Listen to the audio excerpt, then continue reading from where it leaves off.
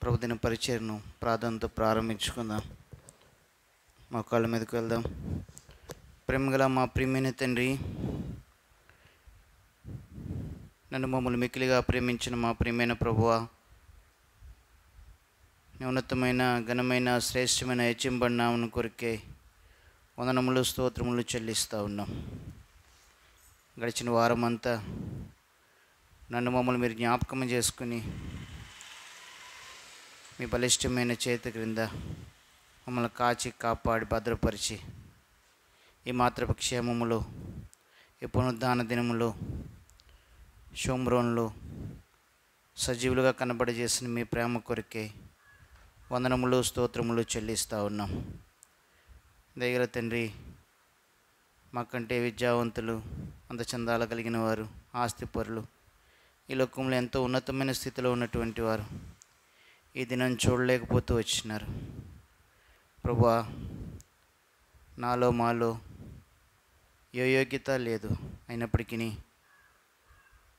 మీ అపారమైనటువంటి కృపా కనికరము ప్రేమను మాయడల కనబడజేసి మా గొంతులు ఊపిరించి ఈ విధంగా మీ సన్నిధిలో మోకరిల్లి ప్రణమిలడానికి దయగల తండ్రి, మమ్మల్ని అందరినీ జ్ఞాపకం చేసుకుని మీ ప్రేమ కొరికే హృదయమారా సాగిలిపడి మీ నామమును పూజించి ఆరాధించి గొప్ప చేస్తూ ఉన్నాం. దయగల తండ్రి, ఇది నా పరిచర్య కొరకే మీ పాద పద్మల మీద సాగిలి పడుతూ ఉన్నాం. ప్రభువా, మేము కూర్చుండటకు అనువుగా మందిరావరణము శుభ్రపరిచి ప్రేమగల తండ్రి ఈ విధముగా చక్కబరిచినటువంటి మా ప్రియుల కొరకే వందనములు. వారికి రావాల్సినటువంటి బహుమానమును మీ సొంత సమయంలో మీరు అనుగ్రహించండి.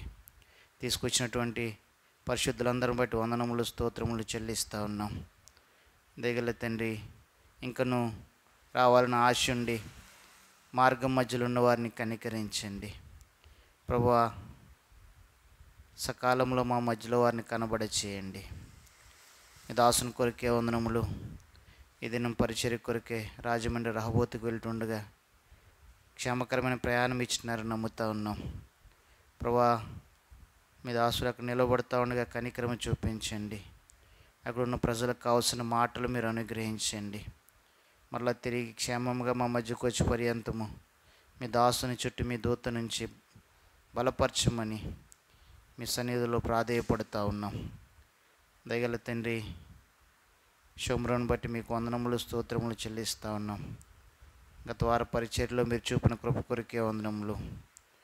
అనేక మంది ప్రభువా, మీ నామమును బట్టి మేలు పొందడానికి మీరు అనుగ్రహించినటువంటి ఈ దీపస్తంభమును బట్టి మీకు వందనములు స్తోత్రములు చెల్లిస్తూ ఉన్నాం. దయగల తండ్రి, మనబంధ సంఘముల యొక్క పరిచర్ల కొరకై మీ పాద పద్మల మీద సాగిలి పడుతూ ఉన్నాం. తనకు బెరాకను అనుకుని ప్రేమగల తండ్రి, మీరు జరిగిస్తూసిన పరిచర్య కొరకే వందనములు. ప్రభువా, ఎడబడి ఎబ్రోను అనుకుని ప్రపంచం నలుమూలలా జరిగిస్తున్న పరిచర్య కొరకే వందనములు. ప్రభువా, ఈ విధంగా ఆయా చోట్ల మీ దాసులు విడిచిపెట్టి వెళ్ళిన పరిచర్యను మీరు జ్ఞాపకం చేసుకుంటూ రండి. ముందున కాలం కొరకే భద్రపరచండి. దయగల తండ్రి, నిడదోలు బేతనీ అనుబంధ సంఘముల కొరకే వందనములు. నిలబడుతున్న మీ దాసులను మీరు జ్ఞాపకం చేసుకుంటూ రండి. దయగల తండ్రి, చిన్నకొండేపూడి, మునికొడవలి, దేవరపల్లి, లక్ష్మీపురం ప్రభు పరిచర్ల కొరకే ప్రాధేయపడుతూ ఉన్నాం. బ్రాహ్మణుడు బేతేలు జ్ఞాపకం చేసుకుంటూ రండి. దాసుని కుటుంబాన్ని మీరు బలపరచండి. దగ్గర తండ్రి, తనకు బెతలేం పరిచర్య కొరకే ప్రాధేయపడుతూ ఉన్నాం. ప్రభు, మీ దాసుని కుటుంబము ఆ ప్రాంతంలో అనేక మందికి ఆశీర్వాద కారణంగా ఉంటే కొరకే జ్ఞాపకం చేసుకుంటూ రండి. ఈ విధంగా పరిచర్లు అన్నిటిపై మీ ఆమోద ముద్రను కోరుకుంటూ ఉన్నాం. దయగల తండ్రి, మరొకసారి ఈ దిన మా పరిచర్ను కూడా మీరు జ్ఞాపకం చేసుకుంటూ రండి. ప్రభువా, మీ కనికరమును మా పక్షంగా విస్తరింపచేయండి. పాటలు పాడే సమయము మా కొరకు జ్ఞాపకం చేసుకుంటూ రండి. ప్రార్థనా వర్తమానము జ్ఞాపకం చేసుకుంటూ రండి. ప్రార్థించే సమయాన్ని జ్ఞాపకం చేసుకుంటూ రండి. ఆరాధన వర్తమానం కొరకే ప్రాధేయపడుతూ ఉన్నాం. దయగల తండ్రి, ఆత్మతో సత్యముతో మిమ్మల్ని ఆరాధించటి కొరకే నిలబడుతున్న మీ దాసునిపై మీ కనికరము చూపించి నాకును మాకును మీ యొక్క పరలోకపు మన్నాను అనుగ్రహించమని ప్రాధేయపడుతూ ఉన్నాం. ఆరాధించే సమయాన్ని కనికరించండి ప్రభా. ఎవరు కానీ మౌనముగా ఉండక మా జీవితంలో మీరు అనుగ్రహించినటువంటి మేలులను బట్టి హృదయమారా మిమ్మల్ని స్తుతించుట కొరకే ఆ సమయము మాకు శ్రేష్టమైందిగా ఉంచండి. బలవర్తమానం కొరకే ప్రాధేయపడుతూ ఉన్నాం. మా జీవితాలను సరిచేసుకోవడానికి మీ వాక్యపు వెలుగులో ప్రభువా మీరు మమ్మల్ని సరిచేయండి. మీ హెచ్చరికల ద్వారా మమ్మల్ని చక్కపరచండి. యోగ్యమైన రీతిలో బలలో చేయి వేయుట కొరకే చేరువచ్చిన మమ్మల్ని అందరినీ జ్ఞాపకం చేసుకుంటురండి. కానుకల సమయంలో ఆస్వాదకరంగా ఉంచండి ప్రభువా. మీరు మాకు ఇచ్చిన దాన్ని వెనుదీయక మీ సన్నిధికి తేగలుగునట్లుగా ప్రభువా మీకు ఇచ్చి ప్రభువా మీ నుండి మేము అధికమైనటువంటి మేళ్ళు పొందగలట కొరకే జ్ఞాపకం చేసుకుంటురండి. చివరి ఆశీర్వాద ప్రార్థన వరకు ప్రభువా మీరు మా మధ్య నుండి మమ్మల్ని నడిపించండి ప్రభువా. మీ కృపలో జ్ఞాపకం చేసుకుంటురండి. ముందున్నటువంటి పరిచయం అంతటిపై మీ దయను కోరుకుంటూ మరొకసారి రావాల్సిన వారి విషయమై కృప చూపించమని మీ చేతికి అప్పగించుకుంటూ దీనదాసు నన్ను కూడా మీరు కనికరించి దయగల తండ్రి ప్రయాణం అంతట్లో జ్ఞాపకం చేసుకుని క్షేమంగా ప్రభా మీ ప్రజల మధ్య కనబడడానికి మీరు చూపిన కృపకే సాగిల పడుతూ మీ చేతికి అప్పగించుకుంటూ నాకంటే ముందు చేరే అంధకార శక్తులను యేసుక్రీస్తు నామమున బంధిస్తూ ప్రభువును రక్షకుడిని యేసుక్రీస్తు నామమున ప్రార్థించి బ్రతిమలాడి వినయంతో వేడుకుంటున్నాము తండ్రి. ఆమేన్. దయతో కూర్చోండి.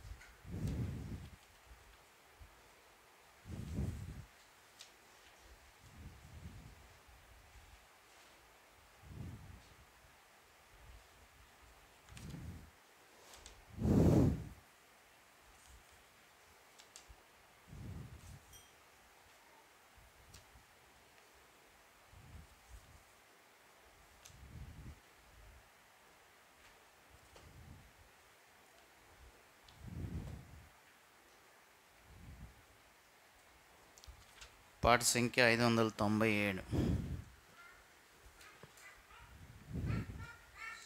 పాత పాటల పుస్తకం ఉంటే 586. దేవా నీ సన్నిధిలో నిలిచి దీనులమై మొరపెట్టుచున్నాం. పాట సంఖ్య 597. దేవా నీ సన్నిధిలో నిలచి దీనులమై మొరపెట్టుచున్నాము. దీనులమై మొరపెట్టుచున్నాము. అపరాధులగు నీదు ప్రజల నెపములన్నీయు బాపి అపరాధులగు నీదు ప్రజల నెపములన్నీయు బాపి కృపాలుండగు యేసు ప్రభువ కృపను చూపి రక్షించుమయా. కృపాలుండగు యేసు ప్రభువ కృపను చూపి రక్షించుమయా. దేవా నీ సన్నిధిలో నిలచి దీనులమై మొరపెట్టుచున్నాము. దీనులమై మొరపెట్టుచున్నాము. చేసియున్నాము నేరములెన్నో చేసిన మేలులను మరచి చేసియున్నాము నేరములెన్నో చేసిన మేలులను మరచి మోసములాలు బడియున్నాము. యేసు ప్రభు జయము నీము. మోసములాలు బడియున్నాము. యేసు ప్రభు జయము నీము. దేవాని సన్నిధిలో నిలచి దీనులమై మొరపెట్టుచున్నాము. దీనులమై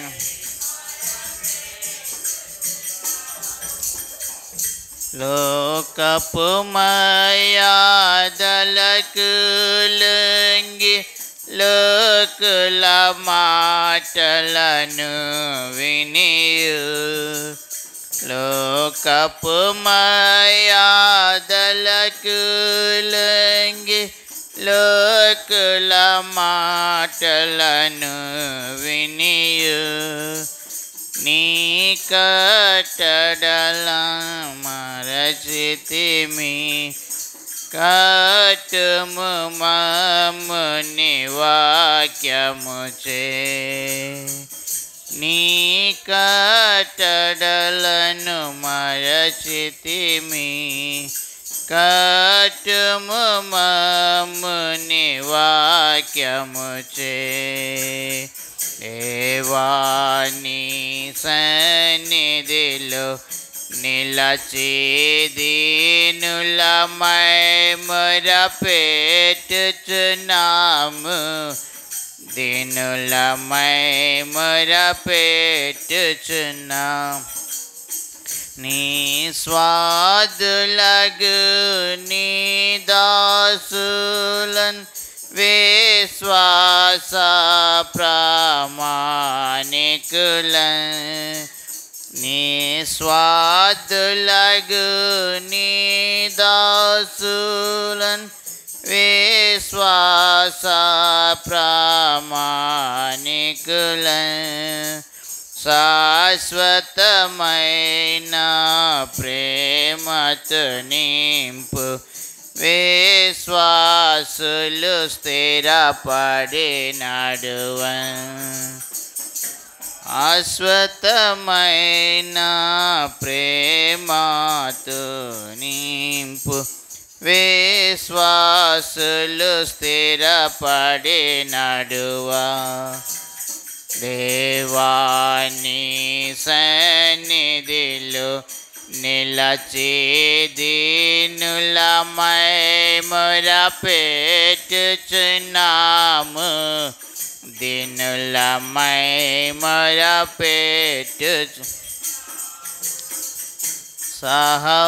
సహవాసములో మమ్ము నిలిపి సహనము మాకు నేర్పించి. సహవాసములో మమ్ము నిలిపి సహనము మాకు నేర్పించి. మహిమా పూర్ణుడా యేసు నిన్ను ఈ మహిలో చాటించుటకు. మహిమా పూర్ణుడా యేసు నిన్ను ఈ మహిలో చాటించుటకు. దేవాని సన్నిధిలో నిలచి దీనులమై మొరపెట్టుచున్నాము. దీనులమై మొరపెట్టుచున్నాము.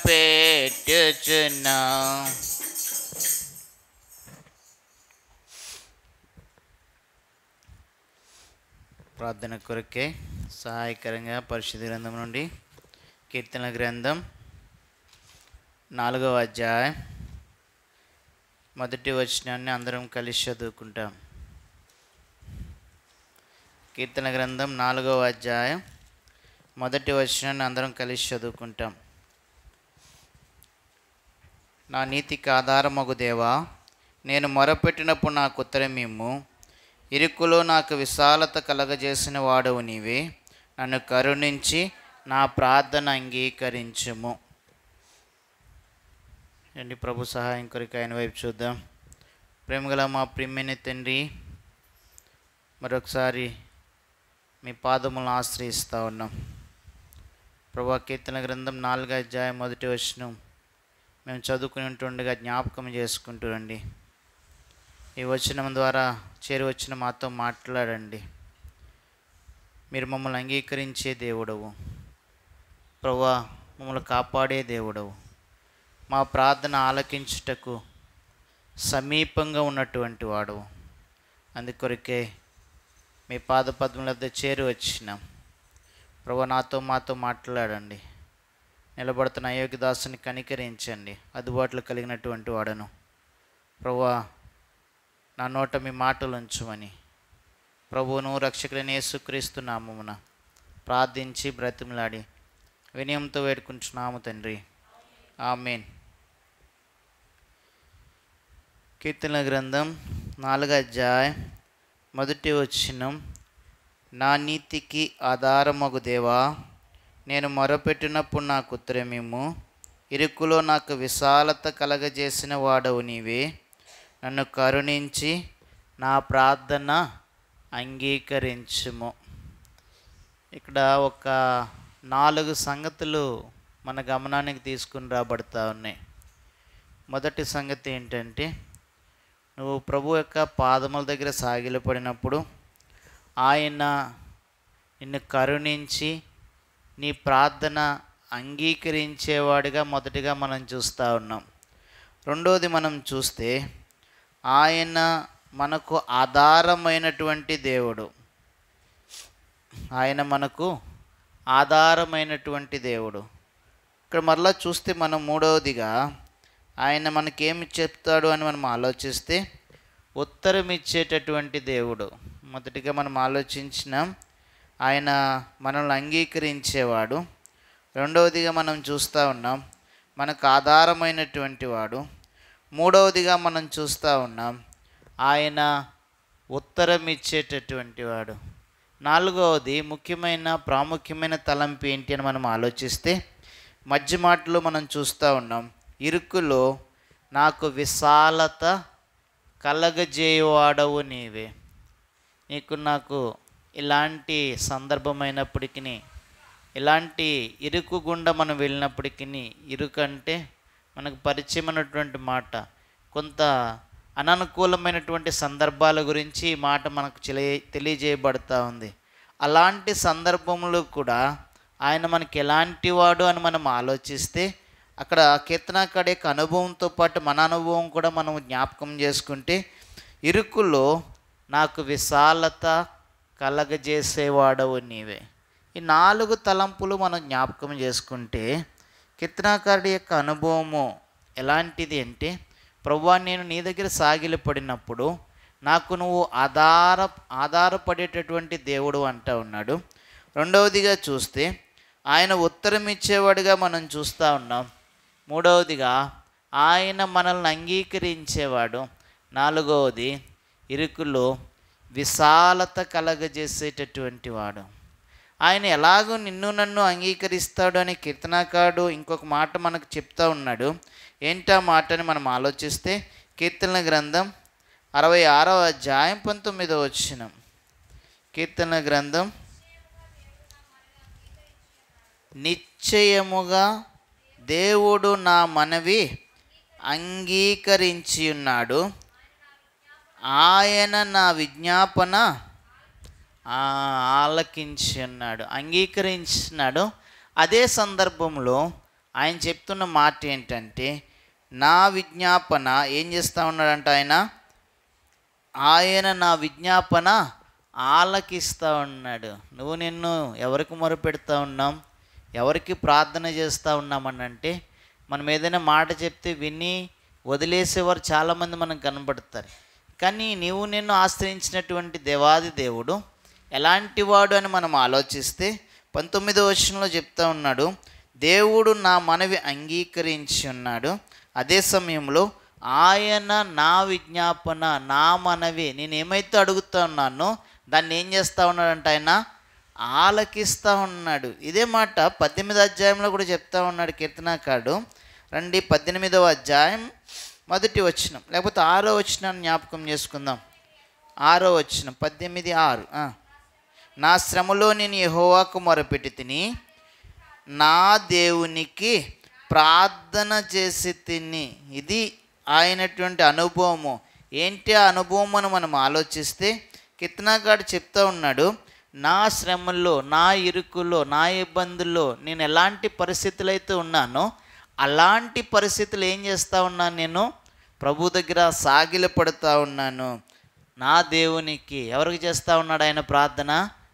ప్రభువుకి చేస్తూ ఉన్నాడు. ప్రార్థన ఆలకించేవాడికి చేస్తూ ఉన్నాడు, అంగీకరించేవాడికి చేస్తూ ఉన్నాడు, ఉత్తరం ఇచ్చేవాడికి చేస్తూ ఉన్నాడు. ఇంకొక మాట మనం జ్ఞాపకం చేసుకుందాం రండి. కీర్తన గ్రంథం 142 అధ్యాయం 1వ వచనం. 142 మొదటి మాట, నేను ఎలుగెత్తి యెహోవాకు మొరలిడుచున్నాను, ఎలుగెత్తి యెహోవాను బతిమాలు కొనుచున్నాను. ఆయన బతిమాలుతా ఉన్నాడు, ప్రభువా నా మనవి విను, నన్ను అంగీకరించు. ఇదే మాట 55వ అధ్యాయంలో కూడా చెప్తా ఉన్నాడు. కీర్తన గ్రంథం 50వ అధ్యాయం 15వ వచనం, 50:15. ఆపత్కాలమున నీవు నన్ను గూర్చి మొరపెట్టుము, నేను నిన్ను విడిపించేదను. చాలు. ఆయన ఏం చేస్తూ ఉన్నాడంట, ఆపత్కాలంలో ఆయన మొరపెడుతూ ఉన్నాడు. మొరపెట్టినప్పుడు ఆయన ఏం చేస్తూ ఉన్నాడు, విడిపించేవాడిగా మనం చూస్తూ ఉన్నాం. అదే మాట 46వ అధ్యాయం 1వ వచనంలో కూడా చెప్తా ఉన్నాడు. మనకు బాగా పరిచయం ఈ మాట. దేవుడు మనకు ఆశ్రయమును దుర్గమునై ఉన్నాడు, ఆపత్కాలములలో ఆయన నమ్ముకొనదగిన సహాయకుడు.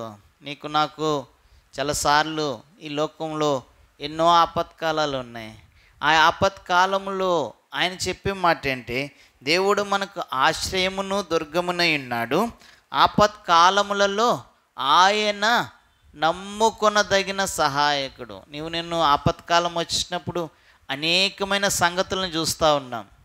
కానీ కీర్తనాకారుడు యొక్క అనుభవం ఏంటి అని మనం ఆలోచిస్తే, ఆయన యొక్క అనుభవం ఆయన అనుభవించినాడు కాబట్టి మనతో చెప్తా ఉన్నాడు. ఆపత్కాలములలో ఆయన ఎవరంట, కోరహ కుమారులు వారి యొక్క జీవితంలో ఎన్నోసార్లు ఎన్నో ఆపదలు వెళ్ళినప్పుడు వారు చెప్తా ఉన్నారు ఈ మాట. వారు అనుభవించినారు కాబట్టి, నా ప్రభువు, నా దేవుడు ఆపత్కాలములు ఎవరైనా నమ్ముకొనదగిన సహాయకుడు. అటువంటి సహాయకుడికి ఉదయకాలం నీవు నిన్ను మొరపెట్టడానికి దేవుని దగ్గరికి వచ్చినావు. మరి నీవు నిన్ను మొరపెట్టినప్పుడు ఆయన ఎలాగున్నాడు అని మనం ఆలోచిస్తే ఒక 5 వచనాలు మనం జ్ఞాపకం చేసుకుందాం. మనం మొరపెట్టినప్పుడు ఆయన ఏం చేస్తూ ఉన్నాడు, మొరపెట్టినప్పుడు ఆయన ఏం చేసి మొర వింటున్నాడా లేదా, విన్న తరువాత ఎలాంటి మేలుతో నిన్ను జ్ఞాపకం చేసుకుంటా ఉన్నాడు. ఒక 5 వచనాలు మనం జ్ఞాపకం చేసుకుందాం. కీర్తన గ్రంథంలో రండి, మొదటి మాట 4వ అధ్యాయం 3వ వచనం మనం చదివినటువంటి భాగంలో. కీర్తన గ్రంథం, యెహోవా తన భక్తులను తనకు ఏర్పరచుకున్నాడని తెలుసుకున్నాడు.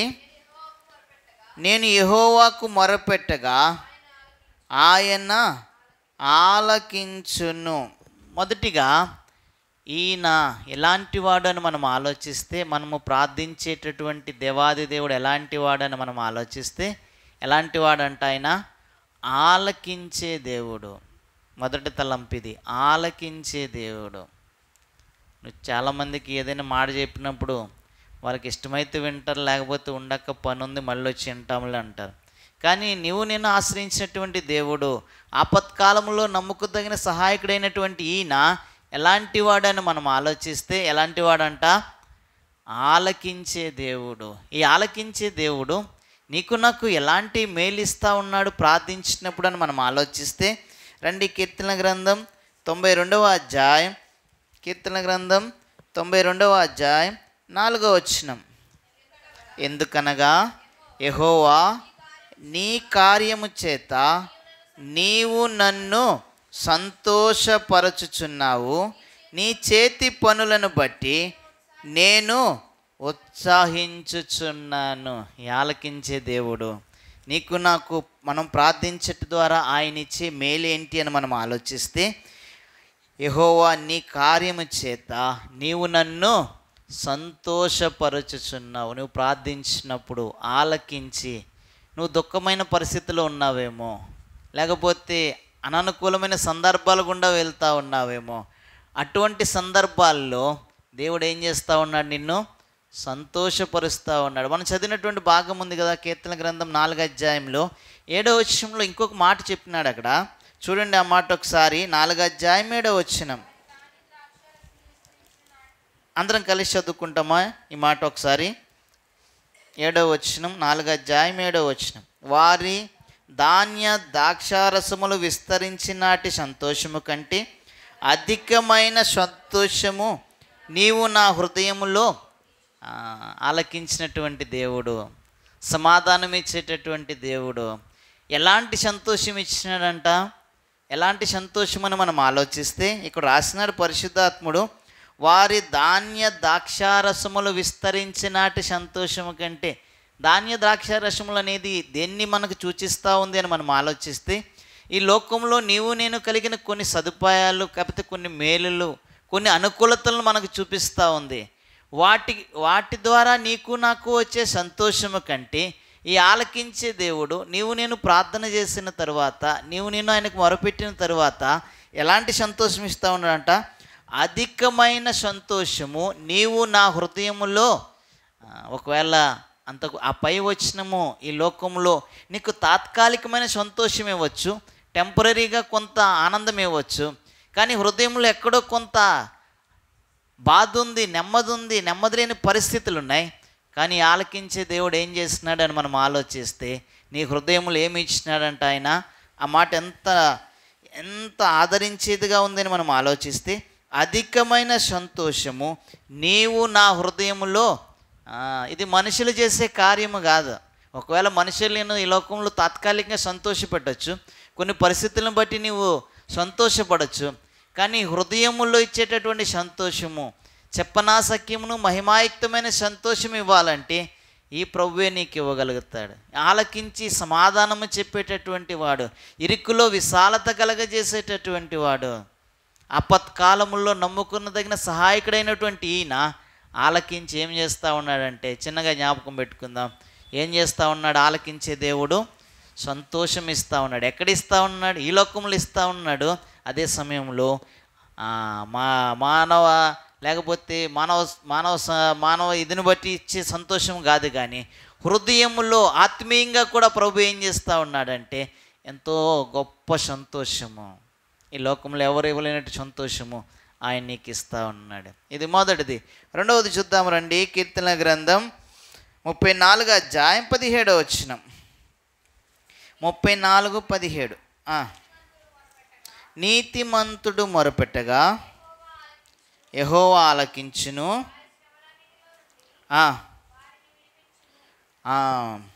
నీతిమంతుడు మొరపెట్టగా ఏం చేస్తారంట ఆయన?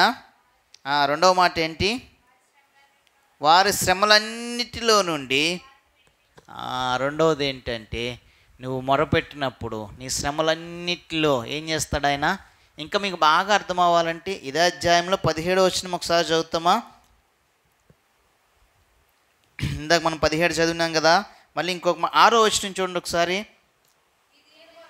ఈ దీనుడు మొరపెట్టగా యెహోవా ఆలకించును, అతని శ్రమలన్నిటిలో నుండి. ఇందాక మనం చదివినాం, నీతిమంతులు మొరపెట్టగా యెహోవా ఆలకించును, వారి శ్రమలన్నిటిలో నుండి. ఇక్కడ అందరికీ బహువచనం. నీతిమంతులు అనగా ఎవరైతే ప్రభునందు విశ్వాసం ఉంచుతారో వారందరూ నీతిమంతుల గురించి చెప్పినాడు. కింద రెండవ లైన్లో వారు మొరపెట్టగా అంటా ఉన్నాడు, వారి శ్రమలన్నిటిలో నుండి. అక్కడ బహువచనం. ఇక్కడ 6వ వచనం వచ్చేపాటికి నీ గురించి నా గురించి చెప్తా ఉన్నాడు. ఈ దీనుడు మొరపెట్టగా యెహోవా ఆలకించును, అతని శ్రమలన్నిటిలో నుండి. ఒకవేళ ఈ లోకంలో శ్రమలు నీకు నాకు రావచ్చు, రావని చెప్పట్లేదు. ఈ లోకంలో ఉన్న శ్రమలు ఎన్నదగినవి కావు. ఆయన చెప్తా ఉన్నాడు, నువ్వెంతగైతే ఓర్చుకోగలుగుతావో అంత శ్రమ మాత్రమే నీకు నాకు దేవుడు ఇస్తూ ఉన్నాడు. నువ్వు ఓర్చుకోని కంటే ఎక్కువేమి ఇవ్వడు ఆయన. నువ్వు ఎప్పుడైతే శ్రమలో ఉన్నావో, ఎప్పుడైతే ఆయన దగ్గరికి వచ్చినావో ఏం చేస్తూ ఉన్నాడు? ఏ దీనుడు మొరపెట్టగా యెహోవా ఆలకించును, అతని శ్రమలన్నిటిలో నుండి ఆయన ఏం చేస్తాడు? నిన్ను తప్పించేవాడిగా ఉన్నాడు. మొదటిది మనం చూసినాం, ఆలకించే దేవుడు. రెండవది శ్రమల నుండి తప్పించేవాడు. మూడవది చూద్దాం రండి. కీర్తనల గ్రంథం 145వ అధ్యాయం 18వ వచనం. కీర్తనల గ్రంథం 145:18. తనకు మొరపెట్టు వారందరికీ, తనకు నిజముగా మొరపెట్టు వారందరికీ యెహోవా సమీపముగా ఉన్నాడు. మూడవదిగా ఈ దేవుడు ఎలాంటి వాడంటే, మొదటిది ఆలకించే దేవుడు, రెండవది శ్రమల నుంచి విడిపించే దేవుడు, మూడవది సమీపంగా ఉండే దేవుడు. మీకు బాగా అర్థం అవ్వాలంటే ఈ మాట గురించి ద్వితీయోపదేశకాండం 4వ అధ్యాయం, ద్వితీయోపదేశకాండం 4వ అధ్యాయం పాత నిబంధనలు 148వ పేజ్ 7వ వచనం. అందరం కలిసి చదువుకుంటాం. తీయండి ఒకసారి. 148:7 అందరం కలిసి చదువు. 4వ అధ్యాయం 7వ వచనం. ద్వితీయోపదేశం. ఏలయనగా మనము ఆయనకు మొరపెట్టినప్పుడెల్లా మన దేవుడైన యెహోవా మనకు సమీపముగా నున్నట్టు మరే గొప్ప జనమునకు ఏ దేవుడు. ఈ సమీపంగా ఉండే దేవుడి గురించి నువ్వు చాలాసార్లు తక్కువగా అనుకుంటా ఉన్నావు. కానీ ఆయన రాసిన పరిశుద్ధాత్ముడు నీకు నాకు రాసించిన మాట ఏంటంటే, మనకు సమీపంగా మన దేవుడు ఉన్నట్టు ఏ జనమునకు ఏ దేవుడు సమీపంగా లేడంట. నా మాట బైబిల్లో ఉన్న మాట అది. చూడండి అక్కడ, ఆయనకు మొరపెట్టినప్పుడెల్లా మన దేవుడైన యెహోవా మనకు సమీపంగా నున్నట్టు మరి ఏ గొప్ప జనమునకు ఏ దేవుడు లేడన్నమాట. కానీ ఈ దేవాది దేవుడు నీకు నాకు ఎలాగున్నాడు? సమీపంగా ఉన్నాడు. ఆయన సమీపంగా ఉన్నప్పుడు నీవు నేను ఆయన దూరపరుచుకునే వారంగా ఉన్నాం. కానీ ఆయన ఎప్పుడు నీకు నాకు సమీపంగానే ఉంటాడు. మనం ఆయన దూరం పెట్టుకుంటా ఉన్నాం, కానీ ఆయన ఆలకించే దేవుడు, శ్రమల నుంచి తప్పించే దేవుడు, నీకు నాకు సమీపంగా ఉండేటటువంటి దేవుడు. 4వ తలంపుకి వెళ్దాం రండి. కీర్తన గ్రంథం 3వ అధ్యాయం 4వ వచనం. కీర్తన గ్రంథం 3వ అధ్యాయం 4వ వచనం.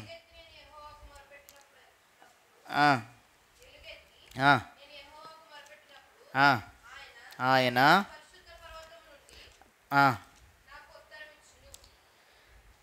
ఆయన తన పరిశుద్ధ పర్వతము నుండి నాకు ఉత్తరమిచ్చెను.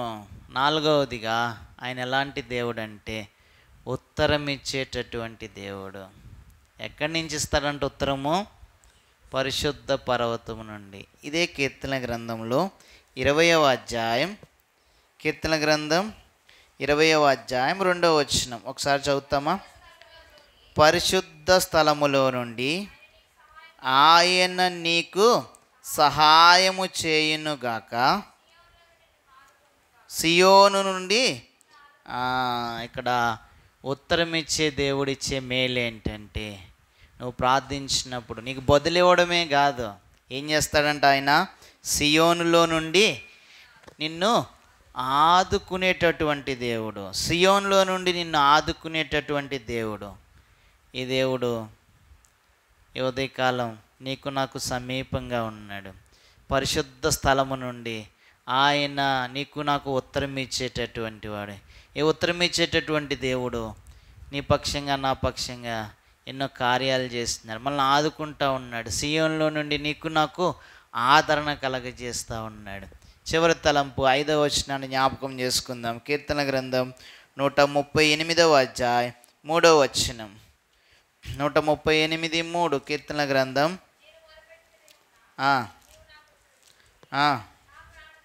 నా ప్రాణములో త్రాణ పుట్టించి నన్ను ధైర్యపరచితివి. నా ప్రాణములో నేను మొరపెట్టు దినమున నీవు నాకు ఉత్తరం ఇచ్చితివి. చివరిగా ఐదవదిగా ఈ దేవుడు ఎలాంటి వాడంటే ఉత్తరం ఇచ్చేటటువంటి దేవుడు. మొదటిగా మనం చూసినాం ఆలకించే దేవుడు, రెండవదిగా చూసినాం శ్రమల నుండి విడిపించే దేవుడు, మూడవదిగా చూసినాం ఎవరైనా సమీపంగా ఉండేటటువంటి దేవుడు, నాలుగవదిగా చూసినాం ఎవరైనా ఏం దేవుడు ఆయన ఉత్తరం ఇచ్చే బదులిచ్చేటటువంటి దేవుడు, సమాధానం ఇచ్చే. చివరిగా ఐదవదిగా చూస్తూ ఉన్నాం నీవు మొరపెట్టి దినము నీవు నాకు ఉత్తరం ఇచ్చితివి. ఐదవదిగా నా ప్రాణములో త్రాణ పుట్టించి ఏం చేస్తూ ఉన్నాడు ఆయన? ఎలాంటి దేవుడు ఈయన? ధైర్యపరిచేటటువంటి దేవుడు. నేను అధైర్యముగా ఉన్నప్పుడు, ధైర్యము కోల్పోయినప్పుడు ఆయన ఏం చేస్తూ ఉన్నాడు? మనల్ని ధైర్యపరుస్తూ ఉన్నాడు. అనేకసార్లు మనం చదువుకునే మాటలేవే, కానీ దేవుడు మళ్ళా మనతో మాట్లాడే సందర్భం ఏంటంటే నువ్వు ధైర్యం కోల్పోయినప్పుడు ఏం చేస్తూ ఉన్నాడు ఆయన? చూడండి, పౌలు అపోస్తలుడు ఎబ్రీలకు రాస్తూ చెప్పినాడు ఆ మాట. 4:16 ఎబ్రీలకు రాసిన పత్రిక. మనము కనికరింపబడి సమయోచితమైన సహాయము కొరకు కృప పొందునట్లు ధైర్యముగా కృపాసనమునొద్దకు చేరుదము. సమయోచితమైన సహాయము కొరకు కృప పొందునట్లు. నువ్వు సమయోచితమైన సహాయము, కృప నీ మీద నా మీద ఉండాలంటే, ఒకవేళ అధైర్యపడే పరిస్థితిలో ఉన్నావేమో, ఇప్పుడు ఎలా రావాలంట ప్రభు దగ్గరకు? ధైర్యంగా రావాలి. ఎందుకు? నా ప్రభువు నా ప్రాణంలో త్రాణ పుట్టించి నన్ను ఏం చేస్తాడు?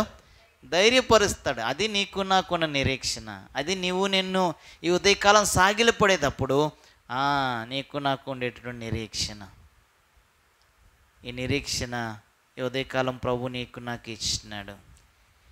ఆయన మొరపెట్టినప్పుడు మనకు సమీపంగా ఉండి ఆలకించి, మన శ్రమల్లో విడిపించి, మనకు ఉత్తరం ఇచ్చి, మనల్ని ధైర్యపరుస్తూ ఉన్నటువంటి దేవుడు. ఈ ఉదయకాలం అటువంటి దేవాది దేవుని పాదముల దగ్గర నేను సాగిలపడుతూ ఉన్నాం. రండి, మోకాళ్ళ మీదకి వెళ్దాం.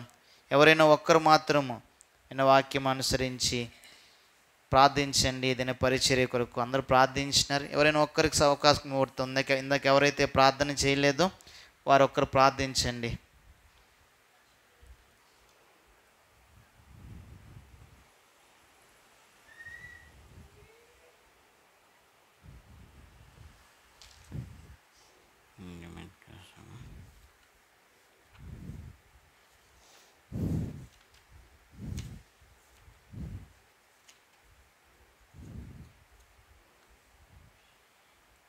పాట సంఖ్య 188.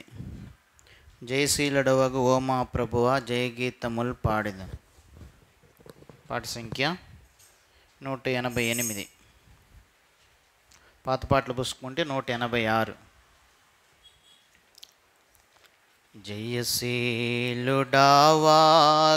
ఓ మా ప్రభువా జయగీతములు పాడెదం. జయశీలుడవగు ఓ మా ప్రభువా జయగీతముల్ పాడెదం.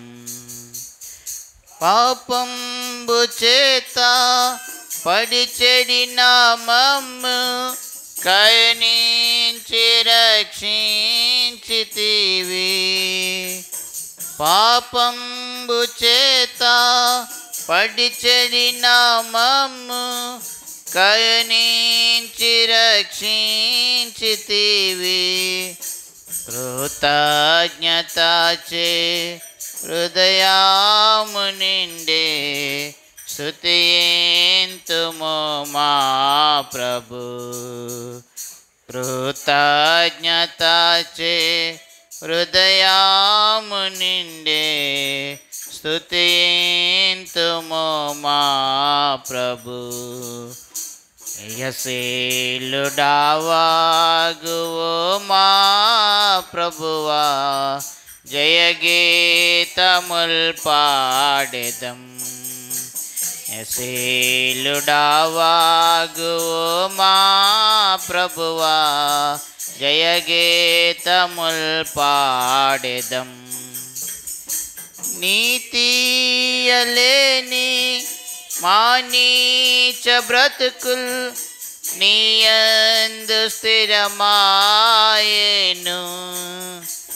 నీతియలేని మా నీచ బ్రతుకుల్ నీయందు స్థిరమాయెను. ఉదయించే మాపై నీతి సూర్యుడు ముదమార ప్రణుతింతుము.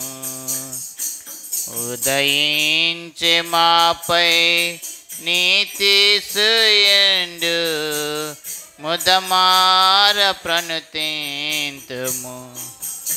జయశీలుడావాగువు మా ప్రభువా, జయగీతముల్ పాడెదం. జయశీలుడావాగువు మా ప్రభువా, జయగీతముల్ పాడెదం. అవిధేయతతో అవివేకులమై కోల్పోతిమి భాగ్యంబును.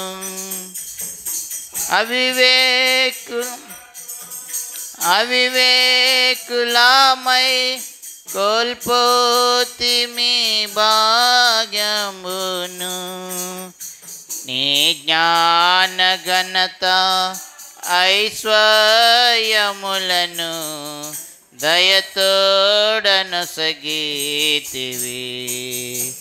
నీ జ్ఞాన ఘనత ఐశ్వర్యములను దయతోడను సగీతివి.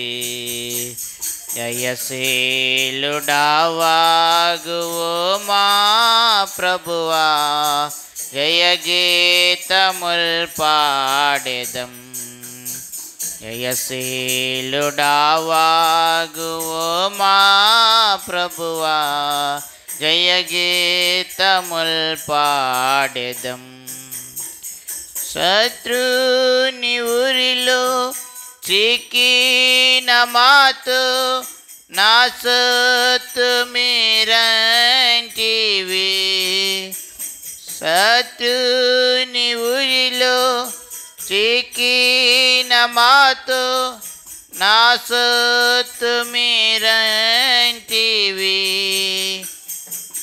భయభీతిలో నా అభయంబునిచ్చి విడిపించితివి మా ప్రభు. భయభీతిలో నా అభయంబునిచ్చి విడిపించితివి మా ప్రభు.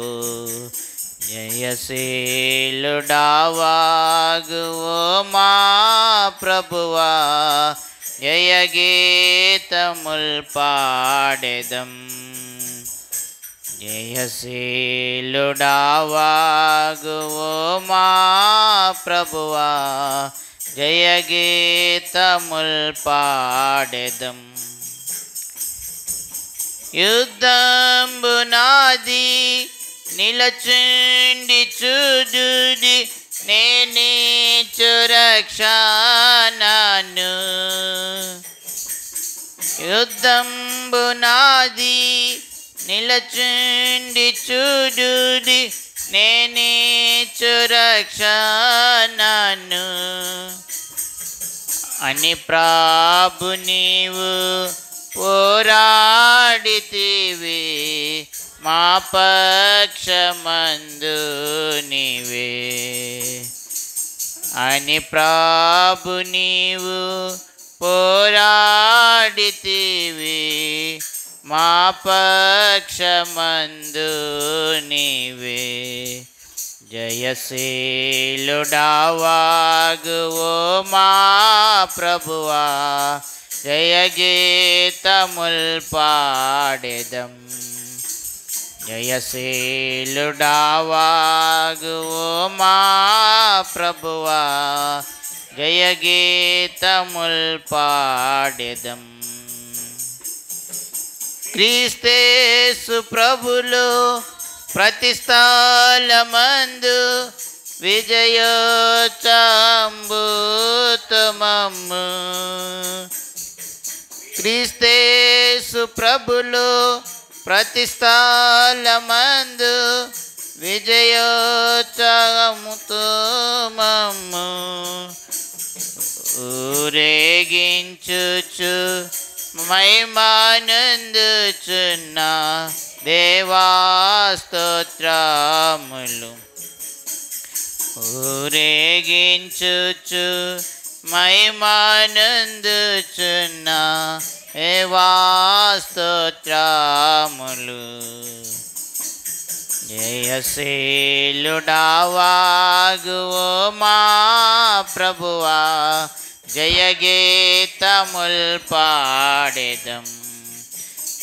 జయశీలుడావాగువో మా ప్రభువా, జయగీతముల్ పాడెదం. పరిపూర్ణ కృపతో నీవే శ్వాసతను కంటివి నీవు.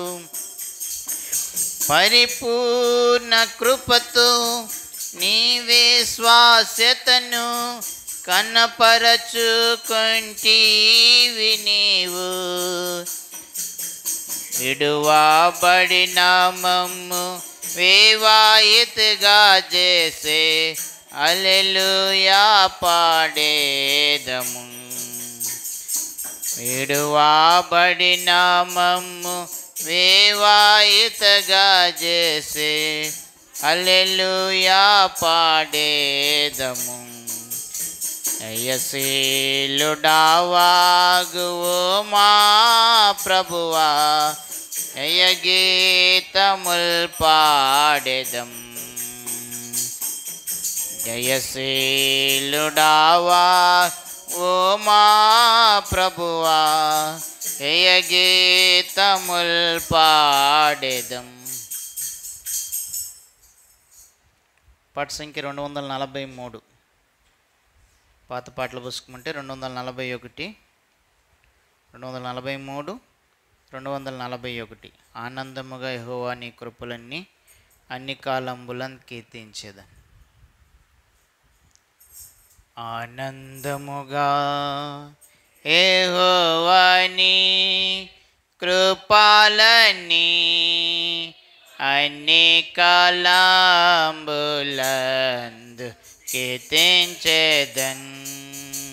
ఆనందముగా యెహోవా నీ కృపలన్నీ అన్ని కాలంబులందు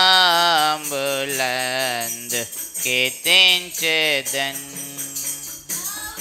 గతి నుండి లేవనెత్తి నాకు జీవమిచ్చిన జీవదాత. సౌగతి నుండి లేవనెత్తి జీవమిచ్చిన జీవదాత. వివరింతునే నీదు విశ్వాసతనెంతయో సవ్యంబుగా ఈ భువి అందున్. వివరింతునే నీదు విశ్వాసతనెంతయో సవ్యంబుగా ఈ భువి అందున్. ఆనందముగా యెహోవా నీ కృపలన్నీ అన్ని కాలంబులందు కీర్తించెదన్. ఆనందముగా పిల్లలు ఆకలిగొనును యెహోవా సహాయుడందరికీ. మాపు పిల్లలు ఆకలిగొనును యెహోవా సహాయుడందరికీ. ఇహ మందునా ఏ మేలు కొదువ ఉండదు. ఆహా ఏ మందు నీ విశ్వాసతన్ మందునా ఏ మేలు కొదువ ఉండదు. ఆహా ఏ మందు నీ విశ్వాసతన్ ఆనందముగా యెహోవాని కృపలన్నీ అన్ని కాలములందు కీర్తించెదన్. ఆనందముగా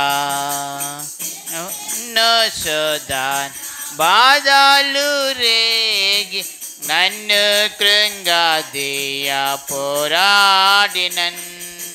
ఎన్నెన్నో శోధన బాధలు రేగి నన్ను కృంగదీయ పోరాడినన్. ఘనమైన నీ విశ్వాసత నాకు చూపిన కన్నా తండ్రి నిన్ను కొనియాడెదన్. ఘనమైన నీ విశ్వాసత నాకు చూపిన కన్నా తండ్రి నిన్ను కొనియాడు. ఆనందముగా యెహోవాని కృపలన్నీ అన్ని కాలములందు కీర్తించెదన్. ఆనందముగా చీకట్ల లోయలందున జీవపు వెలుగై త్రోవ చూపి చీకట్ల లోయలందున జీవపు వెలుగై త్రోవ చూపి దేవతుడై నడిపించితివి నీ కృప వివరించేదన్ నీ విశ్వాసతన్. దేవతుడై నడిపించితివి నీ కృప వివరించేదన్ నీ విశ్వాసతన్. ఆనందముగా యెహోవాని కృపలన్నీ అన్ని కాలములందు కీర్తించెదన్. ఆనందముగా నీతి న్యాయంబులు ఆధారములై నీ సింహాసనమున నిలచినవి. నీతి న్యాయంబులు ఆధారములై నీ సింహాసనమున నిలచినవి. నిత్య కృపా సత్యంబులు నీదు సన్నిధి నిరతంబు వెలసి నిలచినవి. నిత్య కృపా సత్యంబులు నీదు సన్నిధి నిరతంబు వెలసి నిలచినవి. ఆనందముగా యెహోవాని కృపలన్నీ అన్ని కాలములందు కీర్తించెదన్. ఆనందముగా పర్వతంబులు పాయిపోయి నన్ను ఊవిలో మార్పు కలిగినాను. పర్వతంబులు పాయిపోయి నన్ను ఊవిలో మార్పు కలిగినాను. కరుణములు విరోధముగా పైలేచిన హరించేదాని విశ్వాసతన్.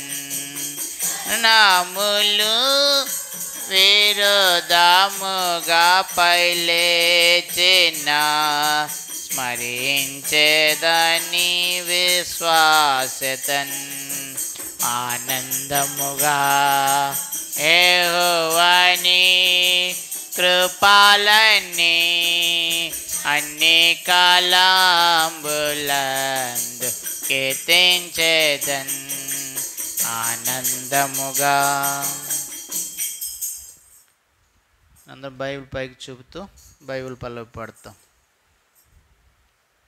పఠింప శ్రేష్ఠ గ్రంథము బైబిల్, పఠింప శ్రేష్ఠ గ్రంథము బైబిల్, అనుదినం పఠించిన ప్రేమతోడ నడుపును. ఓ పఠింప శ్రేష్ఠ గ్రంథము బైబిల్.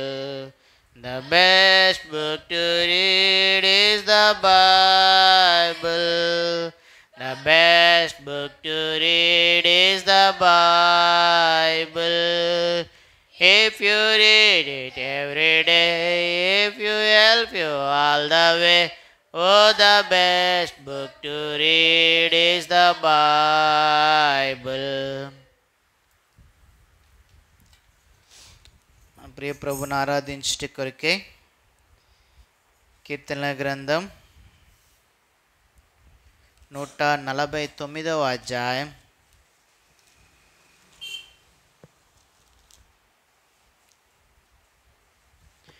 4వ వచనాన్ని మనందరం కలిసి చదువుకుంటాం.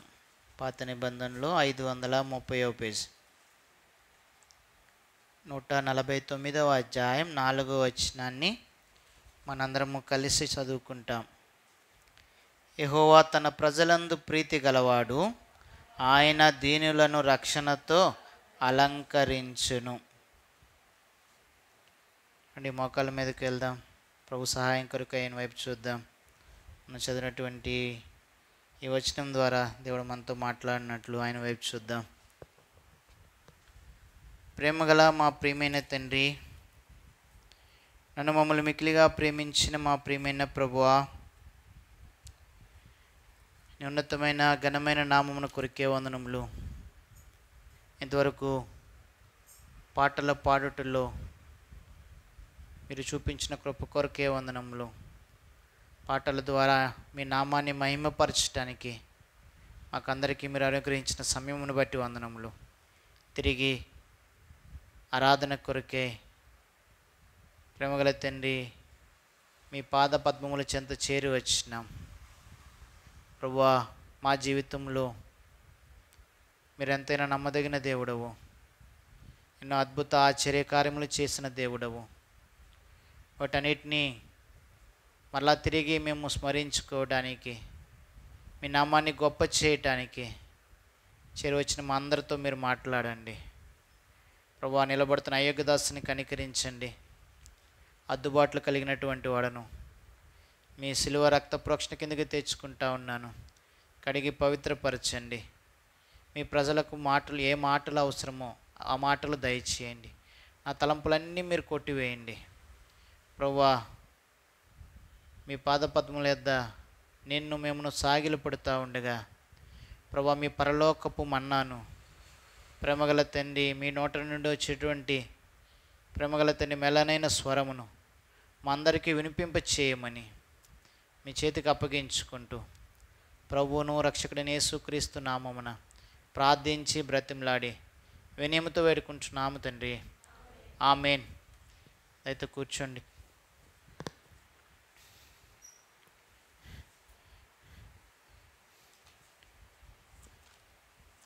దేవాది దేవుడు మనలను మన కుటుంబములను క్షేమముగా కాపాడి మరొకసారి షోమ్రోన్లో సజీవులుగా మనల్ని కనబడి చేస్తున్నాడు. అందుని బట్టి ప్రభుకి ఎంతైనా వందనస్తులమై ఉంటా ఉన్నాం. కీర్తన గ్రంథం 149వ అధ్యాయం 4వ వచనం మన గమనానికి తీసుకురాబడిన మాట. ఆ మాట ఏంటంటే ఒకసారి నేను చదువుతాను, గమనించండి. యెహోవా తన ప్రజలందు ప్రీతి గలవాడు, ఆయన దీనులను రక్షణతో అలంకరించును. మొదటి తలంపు మనం జ్ఞాపకం చేసుకున్నప్పుడు, యెహోవా తన ప్రజలందు ప్రీతి కలిగిన దేవుడు. తన ప్రజలందు ప్రీతి కలిగినటువంటి దేవుడు.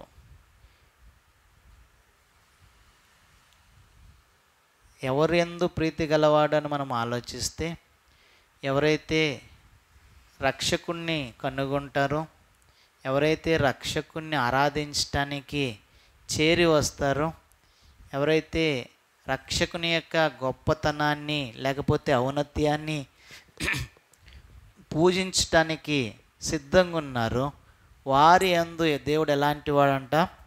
ప్రీతి కలిగినటువంటి వాడు. తన ప్రజలందు దేవుడు ప్రీతి కలిగినటువంటి వాడు.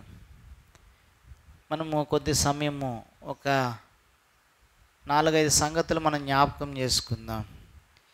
దేవుడు తన ప్రజలకు ఎలాంటి వాడు, ఎలాంటి కార్యాలు చేస్తున్నాడు, ఎలాంటి మేలు చేస్తున్నాడు, ఆ మేలును బట్టి మనము ప్రభువుని ఎలాగ స్తుతించాలా, ప్రభువుని ఎలాగ ఆరాధించాలా, అది మన పాఠం ఈ దినం. తన ప్రజలను దేవుడు ఎలాగ జ్ఞాపకం చేసుకున్నాడు మనం ఆలోచిస్తే, మొదటి తలంపు మనం జ్ఞాపకం చేసుకుందాం రండి. యెషయా గ్రంథం 43వ అధ్యాయం 20వ వచనం. యెషయా గ్రంథం 43వ అధ్యాయం. నేను ఏర్పరచుకున్న ప్రజలు త్రాగుటకు. చాలు. మొదటిగా మొదటి తలంపు, ఈ ప్రజలను దేవుడు ఏం చేస్తున్నాడంట? ఏర్పరచుకున్నాడు. మొదటి తలంపు, ఈ ప్రజలను దేవుడు ఏం చేస్తున్నాడు? ఏర్పరచుకున్నాడు. ఎక్కడి నుండి ఏర్పరచుకున్నాడు? ఒకప్పుడు మనము అన్యులము, దేవుడంటే ఎరగనటువంటి వారము, అన్య దేవతలను పూజించినటువంటి వారము. అటువంటి మనలను దేవాది దేవుడు జ్ఞాపకం చేసుకుని ఆయన ప్రియకుమారుని యొక్క శిలువ బలియాగము ద్వారా మనలను రాజులైన యాజక సమూహంగా చేసుకుని ఆయనతో పాటు తండ్రి దగ్గర పోటు పడుతూ వచ్చినాడు మన గురించి. ఇదిగో నా ప్రజలు, ఇదిగో నా స్వకీయ జనము, నేను రక్తం ఇచ్చి కొన్నటువంటి నా ప్రజలు, వీరిని నేనేం చేస్తూ ఉన్నాను? ఏర్పరచుకుంటా ఉన్నాను. ఆయన ఏర్పరచుకుంటూ ఒక ఉద్దేశం ఉంది. ఏంటా ఉద్దేశం అంటే, నేను ఈ లోకంలో శాపమును బట్టి నశించిపోకుండా ఆ శాపము నుండి విడిపింపబడడానికే ప్రభువు నిన్ను నన్ను ఏర్పరచుకున్నాడు. అది ఆయన ప్రజల ఎడల ఆయనకు ఉండేటటువంటి గొప్ప కనికరం. అది ఏంటా కనికరం అంటే, మనలను మన యొక్క పాప శాపములను బట్టి విడిచిపెట్టలేదు, కానీ ఏం చేస్తున్నాడంట? ఆ శాపము నుండి మనల్ని విడిపించటానికి ఆ ప్రియకుమారుని యొక్క శిలువ రక్తము మన మీద ప్రోక్షించి మనల్ని ఏం చేస్తున్నాడు? ఆయన ఏర్పరచుకున్నాడు. ఇది మొదటి తలంపు. తన ప్రజలను ఆయన ఏం చేస్తున్నాడు? ఎందుకు స్తుతించాలా, ఎందుకు ప్రభువుని ఆరాధించాలా అంటే హేతువేంటి, కారణం ఏంటి అని ఆలోచిస్తే, ప్రభు ఒకప్పుడు శాపగ్రస్తుడైన నన్ను నువ్వేం చేస్తున్నావు? నీ ప్రియకుమారుని యొక్క శిలువ బలియాగమును బట్టి నన్ను ఏం చేస్తున్నావు? ఏర్పరచుకుంటూ వచ్చినావు. ఇది మొదటి తలంపు. రెండవది చూద్దాం రండి. రెండవదిగా మత్తయి సువార్త 11వ అధ్యాయం, లేదా క్షమించింది మొదటి అధ్యాయం 21వ వచనం. మత్తయి 1:21.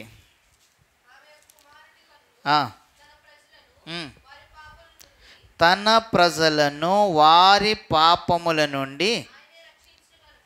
చాలు. తన ప్రజలను ఏం చేస్తాడు ఆయన? మొదటిగా ఏం చేస్తున్నాడు? ఆయన ఏర్పరచుకున్నాడు. ఎందుకు ఏర్పరచుకున్నాడు అని మనం ఆలోచిస్తే, తన ప్రజలను వారి పాపముల నుండి ఆయన ఏం చేస్తూ ఉన్నాడు? రక్షిస్తూ ఉన్నాడు. నిన్ను నన్ను పాపము నుండి రక్షించటానికి నిన్ను నన్ను ఎన్నుకుంటా ఉన్నాడు, నిన్ను నన్ను ఏర్పరచుకుంటా ఉన్నాడు. మనం ఆలోచించినట్లు పాప శాపముల చేత పడి చెడిపోయిన మనలను ఎపిసీలకు రాసిన పత్రికలో మనం చూస్తాం.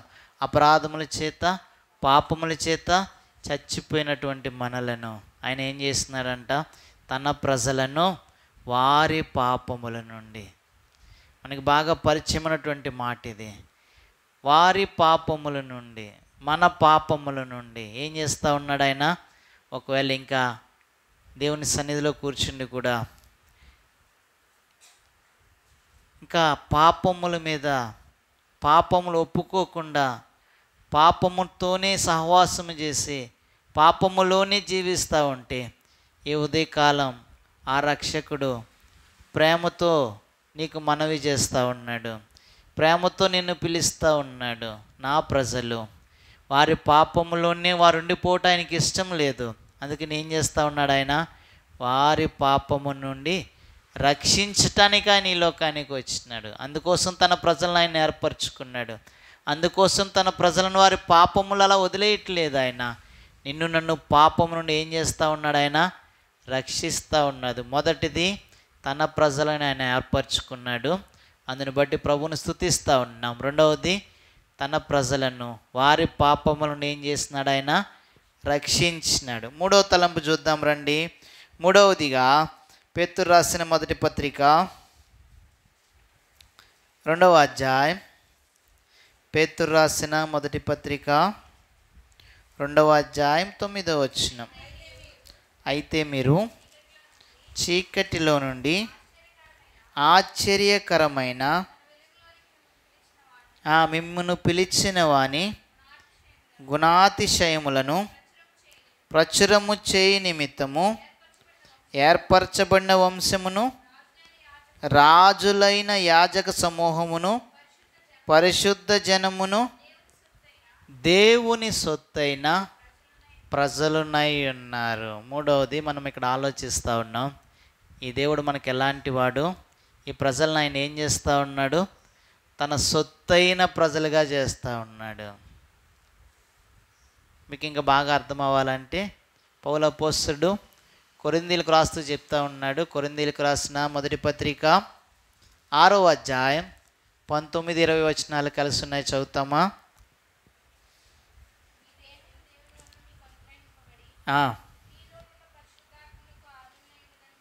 ఆలయమై ఉన్నదని మీరు ఎరుగురా?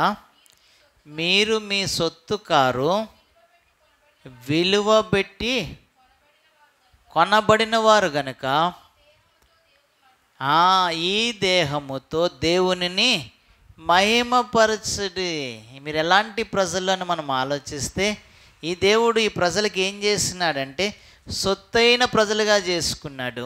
ఏంటా సొత్తు అంటే, ఎలాగైనా ఆ సొత్తు ఆయన దగ్గరికి వచ్చింది అని మనం ఆలోచిస్తే, ఆయన ఈ సొత్తైన ప్రజలను ఏం చేస్తున్నాడంటే ఆయన విలువ పెట్టి కొనుక్కున్నారు. ఏంటా విలువ? ఏదైనా మనం ఒక వస్తువు కొనాలంటే కొంత క్రయం చెల్లించాలి, కొంత డబ్బులు పెట్టి కొనుక్కోవాలి. లేకపోతే కొన్నిసార్లు ఏదైనా వస్తువు ఇస్తే, కొన్నిసార్లు వేరే ఏదైనా మారకం చేస్తే. కానీ నిన్ను నన్ను ఆయన సొత్తైన ప్రజలుగా చేసుకోవడానికి ఆయన ఏం చేస్తున్నాడంటే తన ప్రాణాత్మ దేహాలని నీ కొరకు నా కొరకు చెల్లించినాడు. ఆయన సొత్తైన ప్రజలుగా చేసుకోవడానికి నిన్ను నన్ను మనం విలువ పెట్టి కొన్నాడు. ఏంటా విలువని మనం ఆలోచిస్తే, ఆయన తన ప్రాణాన్ని నీ కొరకు నా కొరకు ఎంత తృణప్రాయంగా ఇచ్చినాడు. తండ్రి దగ్గర అడుగుతూ ఉన్నాడు, తండ్రి ఎవరు వెళ్తారు? ప్రభువా నేను వెళ్తాను. తండ్రి నేను వెళ్తానంటా ఉన్నాడు ఆయన. ఎందుకని? ఆయనకి తెలుసు అక్కడ ఏం చేస్తారు. తండ్రికి తెలుసు భూమి మీదకి ఆయన కుమారుడు వెళ్తే ఆయన ఎలాంటి పరిస్థితులు అక్కడ ఉన్నాయని. అయినప్పటికీ కుమారుడు ఎక్కడా వెరవలేదు. తండ్రి కూడా తన కుమారుని పంపడానికి ఏమాత్రము సంకోచించలేదు. ఈ లోకానికి వచ్చిన తర్వాత ఆయన నిన్ను నన్ను తన ప్రాణమును ఆ కలవరి శిలువపై అర్పించి నిన్ను నన్ను కొనుక్కున్నవాడిగా మనం చూస్తూ ఉన్నాం. మొదటి తలంపు మనం ఆలోచించినాం, ఆయన తన ప్రజల్ని ఏం చేసినాడు?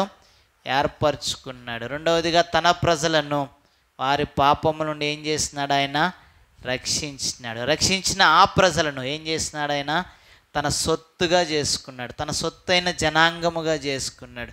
ముందుకు వెళ్తాం. నాలుగవదిగా నిన్ను నన్ను ఆయన ఎలా జ్ఞాపకం చేసుకున్నాడు అని మనం ఆలోచిస్తే, యెహోషువ గ్రంథం 6వ అధ్యాయం 20వ వచనం. యెహోషువ గ్రంథం 6వ అధ్యాయం 20వ వచనం. యాజకులు బోరలు ఊదగా ప్రజలు కేకలు వేసిరి.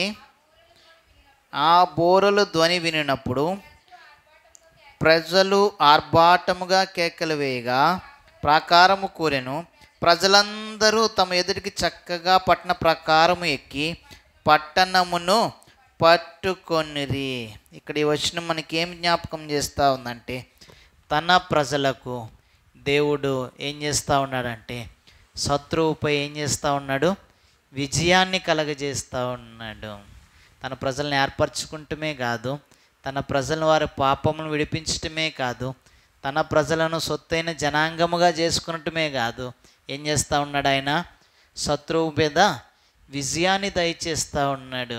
శత్రువు అనేకసార్లు నిన్ను నన్ను ఈ రక్షణ నుండి వెలుపలకు తీసుకురావాలనుకున్నాడు. కానీ ఆయన ఏం చేస్తూ ఉన్నాడంటే, సాతాన్ని ఏం చేస్తూ ఉన్నాడు, నీ కాళ్ళ క్రింద శీఘ్రముగా ఏం చేస్తూ ఉన్నాడు, ఆయన చితకు త్రొక్కుతూ ఉన్నాడు. శత్రువు ఎక్కడా నీ మీద అతిశయించడానికి వీలు లేదు.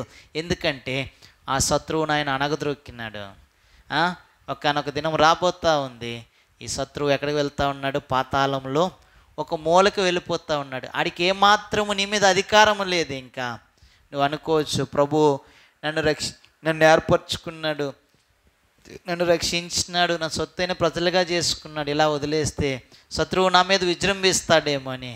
కానీ ప్రభు ఏమాత్రం వదలట్లేదు. ఏం చేస్తూ ఉన్నాడంటే, ఆయన నిన్ను ఏం చేస్తున్నాడు, ఆయన మన శత్రువుపై ఆనాడు యెహోషువ యెరికో గోడలు కూలిపోయినప్పుడు వాళ్ళు ఏమనుకోలేదు. ఏమనుకున్నారంటే ఇలాగ చుట్టూ తిరిగితే గోడలు కూలిపోతాయని ఏమాత్రము విశ్వాసం కోల్పోలేదు. నేను ఒకవేళ శత్రువు నీ మీద దాడి చేసినప్పటికీ, శత్రువు నేను ఇబ్బంది పట్టినప్పటికీ, శత్రువు ఏదో విధంగా ప్రభు నుండి నిన్ను దూరం చేయాలని అనుకున్నప్పటికీ ప్రభు మాత్రం ఏమాత్రం నేను విడిచిపెట్టట్లేదు అన్నాడు. యెహోషువకి ఎలాగైతే ప్రభువు విజయం అనుగ్రహించినాడు తన శత్రువులపై, ఈ దినాన్న దేవాది దేవుడు నీకు నాకు కూడా ఏం చేస్తూ ఉన్నాడు, తన ప్రజలకు ఏం చేస్తూ ఉన్నాడు, ఆయన శత్రువుపై విజయం అనుగ్రహిస్తూ ఉన్నాడు. ఇంకెలాగ నేను మౌనంగా ఉంటాం ప్రభువుని ఆరాధించకుండా? ప్రభువా, నా శత్రువును నువ్వేం చేసినావు, అణగద్రొక్కినావు, వాడిపై నాకేం చేసినావు, విజయం అనుగ్రహించినావు. ఇది ఆయన తన ప్రజలకు ఆయన చేసేట 4వ మేలు. ముందుకు వెళ్దాం. 5వదిగా ఆయన అనుగ్రహించే మేలు ఏంటని మనం ఆలోచిస్తే, కీర్తనల గ్రంథం 29వ అధ్యాయం 11వ వచనం. యెహోవా తన ప్రజలకు బలమును అనుగ్రహించును. చాలు, యెహోవా తన ప్రజలకు ఏమి ఇస్తాడంట, బలం. సాతానుపై విజయం ఇచ్చిన తరువాత ఒకవేళ నువ్వు ఎక్కడైనా బలహీన పడిపోయినావు అనుకో, ఏం చేస్తాడు, ఇప్పుడైనా బలం అనుగ్రహిస్తాడు. శారీరకంగా బలం ఇస్తాడు. అది తర్వాతది ఏం చేస్తూ ఉన్నాడు, నువ్వు ఎక్కడైనా ఆత్మీయంగా ఒకవేళ తప్పిపోయినావేమో, ఆత్మీయంగా బలహీనుడు అయిపోయినావేమో, బలహీనురాలు అయిపోయినావేమో, ఆయన ఏం చేస్తూ ఉన్నాడంటే ఇప్పుడు ఏమిస్తూ ఉన్నాడు, నీకు బలము అనుగ్రహిస్తూ ఉన్నాడు. యెహోవా తన ప్రజలకు ఏం చేస్తాడంట, బలము అనుగ్రహించును, బలం ఇస్తాడు ఆయన. ఒకవేళ పరిస్థితులు ఏమైనప్పటికీ ఆయన నిన్ను నన్ను బలపరిచే దేవుడుగా కనబడుతూ ఉన్నాడు. 6వదిగా చూద్దాం రండి. 6వదిగా అదే మాట 2వ మాట చదువుకుందాం. 29వ అధ్యాయం 11 2వ మాట చదవండి.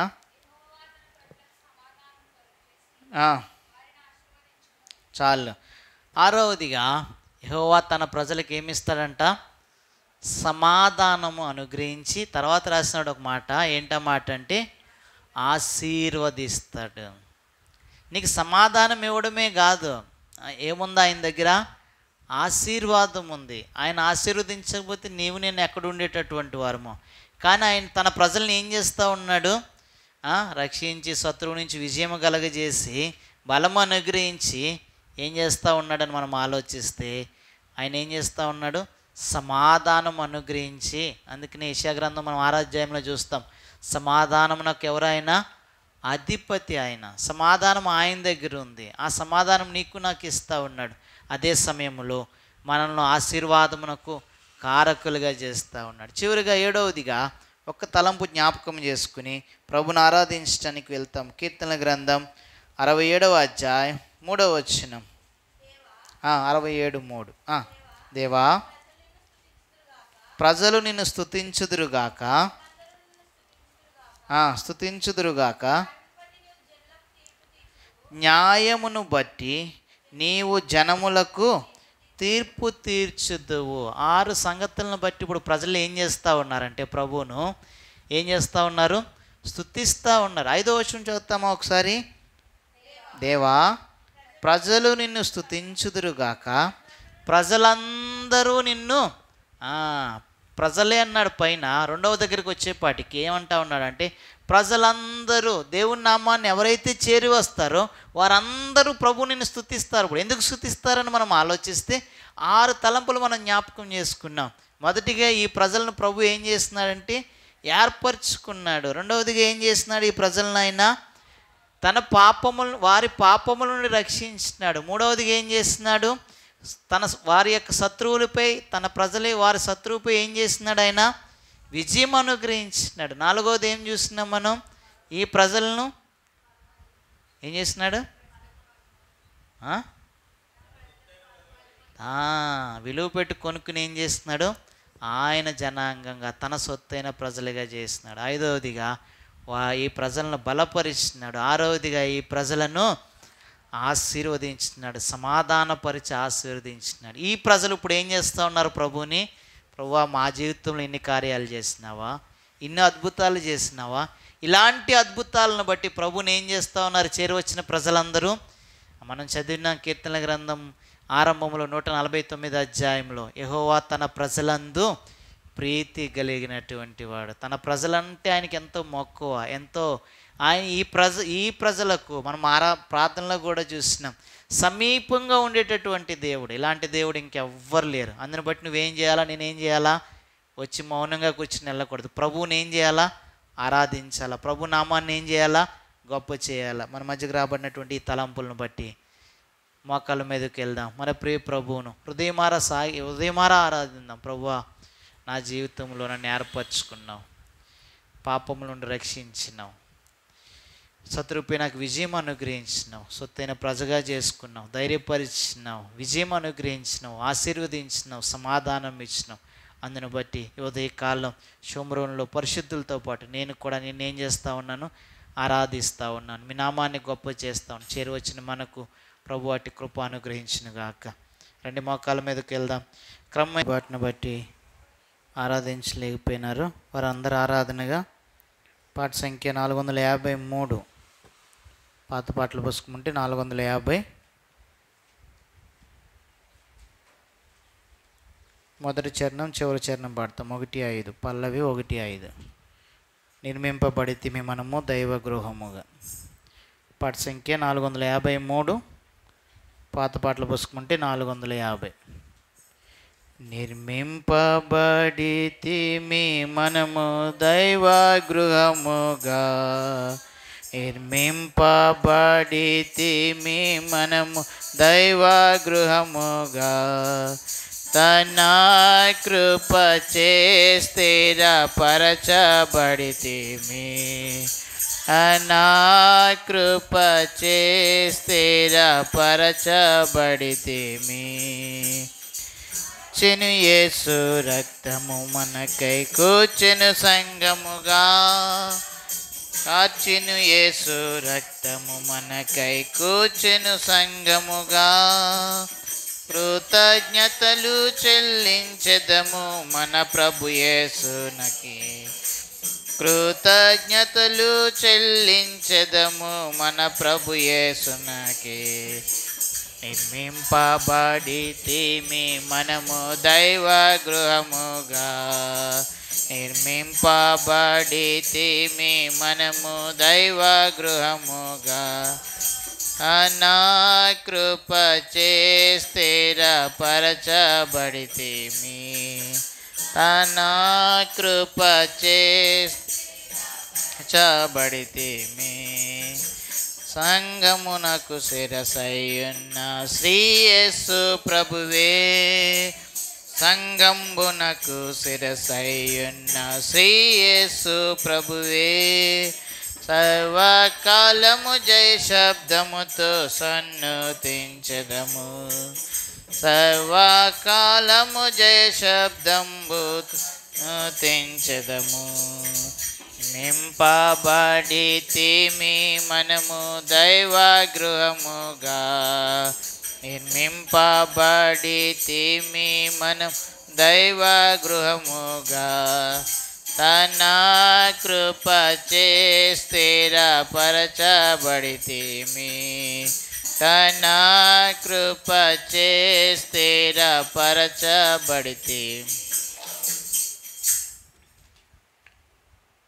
బలలో యోగ్యమైన రీతిలో చేయవేయగలటకే సహాయకరంగా పౌలు అపోస్తలుడు హెబ్రీయులకు రాసిన పత్రిక 6వ అధ్యాయం మొదటి 2 వచనాలు అందరం కలిసి చదువుకుంటాం. హెబ్రీయులకు రాసిన పత్రిక 6వ అధ్యాయం మొదటి 2 వచనాలు అందరం కలిసి చదువుకుందాం. కొత్త నిబంధనలో 202వ పేజ్. కాబట్టి నిర్జీవ క్రియలను విడిచి మారు మనసు పొందుటయు, దేవుని యందుల విశ్వాసమును, బాప్తిస్మమును గూర్చిన బోధయు, హస్త నిక్షేపణమును, మృతుల పునరుద్ధానమును, నిత్యమైన తీర్పును అని పునాది మరలా వేయక, క్రీస్తును గూర్చిన మూలోపదేశము మాని సంపూర్ణుల మగుటకు సాగిపోదుము. సంపూర్ణములగుటకు సాగిపోదుము. రండి మోకాళ్ళ మీదకి వెళ్దాం. ప్రభు సహాయం కొరకు ఆయన వైపు చూద్దాం. ప్రేమగల మా ప్రియమైన తండ్రి, మీ ఘనమైన నామమును కొరికే వందనములు స్తోత్రములు చెల్లిస్తూ ఉన్నాం. ఇంతవరకు పరిశుద్ధుల యొక్క ఆరాధన మీ సన్నిధికి చేరి వచ్చిందని నమ్ముతూ ఉన్నాం. ప్రభువా, నన్ను కూడా మీరు ఏర్పరచుకున్నారు, నా పాపములను రక్షించినారు, శత్రువుపై నాకు విజయం అనుగ్రహించినారు. దయగల తండ్రి, మీ సొత్తైన ప్రజగా నన్ను చేసుకున్నారు, నన్ను బలపరిచినారు, నన్ను సమాధానపరిచినారు. అందుని బట్టి మీకు వందనములు స్తోత్రములు చెల్లిస్తూ ఉన్నాం. నాకు ఆశీర్వాదకారకుడుగా ఉన్నందుకు కొరకే వందనములు స్తోత్రములు చెల్లిస్తూ ఉన్నాం. తిరిగి మీ బల్ల చుట్టూ చేరి వచ్చినాం. నన్ను మమ్మల్ని జ్ఞాపకం చేసుకుంటూ రండి. మా యొక్క గత పతనాల నుండి మమ్మల్ని విడిపింప చేయండి. మీ వాక్యపు వెలుగులో మా జీవితాలను చక్కబరుచుకుని సరిచేసుకుని యోగ్యమైన రీతిలో బల్ల చుట్టూ చేరి రావడానికి మీ మెల్లనైన స్వరం మాకు వినిపించండి. నిలబడుతున్న యోగదాసుని కనీకరించండి. ధర్మశాస్త్ర సంబంధమైన సంగతులు చూసినట్లు మా కనులు తెరవి చేయమని ప్రభువా, మీరు మమ్మల్ని సరిచేసినప్పుడు, చక్కబరిచినప్పుడు మేము ఏమాత్రము తొలగిపోకుండా ప్రభువా, మీ వాక్యమునకు, మీ మాటకు లోబడే వారంగా మమ్మల్ని జ్ఞాపకం చేసుకుంటున్నామని ప్రభువును రక్షకుడైన యేసుక్రీస్తు నామమున ప్రార్థించి బ్రతిమలాడి వినయముతో వేడుకుంటున్నాము తండ్రి. ఆమేన్. పౌలు అపోస్తలుడు హెబ్రీయులకు రాస్తే మాట చెప్తా ఉన్నాడు. కొన్ని సంగతులు పైన ఉన్నాయి. నిర్జీవ క్రియలను విడిచి మారు మనస్సు పొందుట అని రాస్తూ కిందకు వచ్చేపాటికి ఏం రాస్తా ఉన్నాడంటే చివరి మాట, సంపూర్ణుల మగుటకు సాగిపోదుము. ఈ ఉదయకాలం ప్రభు బలలో పాలు పొందక పూర్వము మన జీవితంలో ఎలాంటి విషయంలో సంపూర్ణములుగా ఉండాలా? కొంతమంది భక్తులు ఉన్నారు పరిశుద్ధ గ్రంథంలో, వారు అలాంటి సంగతుల్లో సంపూర్ణులుగా ఉండడానికి ఇష్టపడుతూ వచ్చినారు. ప్రభు మనల్ని కూడా అలాగే ఉండాలని ఆశపడుతూ ఉన్నాడు. అందుకనే ఒకసారి ఈ సంవత్సరం యొక్క సార్వత్రిక సంఘ వాగ్దానం మనం జ్ఞాపకం చేసుకుంటే, తెస్సలోనికీయులకు రాసిన పత్రిక మొదటి పత్రిక 5వ అధ్యాయంలో 23వ వచనంలో మనం చూస్తూ ఉన్నాం. ఏమంటా ఉన్నాడు ఆయన? సమాధానకర్తయగు దేవుడు మిమ్మల్ని సంపూర్ణముగా పరిశుద్ధపరచునుగాక. దగ్గరగా 6వ నెల 3వ పునరుద్ధాన దినానికి వచ్చినాం. దేవుడు మనల్ని సంపూర్ణంగా పరిశుద్ధపరచాలని ఆశపడుతూ ఉన్నాడు. మన ముందున్న భక్తులు ఏ విధంగా ఈ సంపూర్ణతలో సాగిపోయినారో, ఎలాంటి సంగతుల్లో సాగిపోయినారో, కొంతమంది వ్యక్తుల గురించి మనం జ్ఞాపకం చేసుకుందాం. ఎక్కువ సమయం ఏమొద్దు కానీ మనకున్న కొద్ది సమయంలో ఎంతమంది జ్ఞాపకం చేసుకుంటామో అంతమందిని జ్ఞాపకం చేసుకుని వాళ్ళు ఎలాంటి విషయంలో సంపూర్ణంగా ముందుకు సాగినారో, ఒకవేళ మనం అలాంటి విషయంలో సాగుతున్నామా లేదా, ఒకవేళ సాగకపోతే ప్రభు బలలో చేయవేయక పూర్వమే ఒకసారి పరీక్ష చేసుకుందాం. ప్రభువా, నేను ముందున భక్తుల వల్లే, నా పితరుల వల్లే ఇలాంటి సంగతులు తప్పిపోయినాను. ఇక మీద తప్పిపోను, నమ్మకంగా ముందుకు సాగుతాను, సంపూర్ణతలో ముందుకు సాగుతాను అనేటువంటి నిరీక్షణతో, లేకపోతే సరి చేసుకున్నట్టు అనుభవంతో వాళ్ళ యొద్దకు వెళ్తాం. మొదటిగా మనం జ్ఞాపకం చేసుకుందాం, ఎలాంటి విషయాల్లో మనం సంపూర్ణములుగా ఉండాలి అని మనం ఆలోచిస్తే, ఇదే పౌలు అపోస్తలుడు మనం చదివినటువంటి హెబ్రీయులకు రాసిన పత్రికలోని 10వ అధ్యాయం 22వ వచనంలో చెప్తా ఉన్నాడు ఆ మాట. 10:22 మనసాక్షికి తోచకున్నట్లు ప్రోక్షింపబడిన హృదయముల గలవారమును, నిర్మలమైన ఉదకముతో స్నానము చేసిన శరీరములు గలవారమై ఉండి, విశ్వాస విషయములో సంపూర్ణ నిశ్చయత కలిగి, విశ్వాస విషయములో సంపూర్ణములుగా ఉండాలి. ఈ దినాల్లో క్రైస్తవులకు లోపించినటువంటి లేకపోతే ఒక సంగతి ఇక్కడ తిరిగి పరిశుద్ధాత్ముడు మన గమనానికి తీసుకుని వస్తూ ఉన్నాడు, మనల్ని హెచ్చరిస్తూ ఉన్నాడు. విశ్వాసంలో మనం ఎలా ఉన్నాం? సంపూర్ణంగా లేము, అసంపూర్ణంగా ఉన్నాం. ఎన్నోసార్లు సంవత్సరాలు గతించిపోతూ ఉన్నాయి రక్షింపబడిన తర్వాత. వారం వెంబడి వారము ప్రభు ఇంటికి వస్తూ ఉన్నాం, ప్రభు బలలో పాలు పొందుతూ ఉన్నాము. కానీ విశ్వాసంలో ఎక్కడో కనీసం పావు వంతైనా మన జీవితంలో మనము విశ్వాసంలో నిలవబడి లేమని ఒప్పుకోవాలా. మన పితరుడు అబ్రహాము విశ్వాసంలో నిలవబడుతూ వచ్చినాడు. ఎలా నిలవబడినాడు అబ్రహాము అని మనం జ్ఞాపకం చేసుకుంటే, అబ్రహాము గురించి ఒక మాట రాసినారు విశ్వాస వీరుల జాబితాలో. హెబ్రీయులకు రాసిన పత్రిక 11వ అధ్యాయం 8వ వచనం అనుకుంటా, ఒకసారి చదవండి మాట. అబ్రహాము పిలువబడినప్పుడు విశ్వాసమును బట్టి ఆ పిలుపునకు లోబడి, ఒకసారి ఇక్కడ ఆపుతామా? అబ్రహాము పిలువబడినప్పుడు ఆ విశ్వాసమును బట్టి ఆ పిలుపునకు ఎలా పిలువబడ్డాడు అని మనం ఆలోచిస్తే, ముందుకు వెళ్తే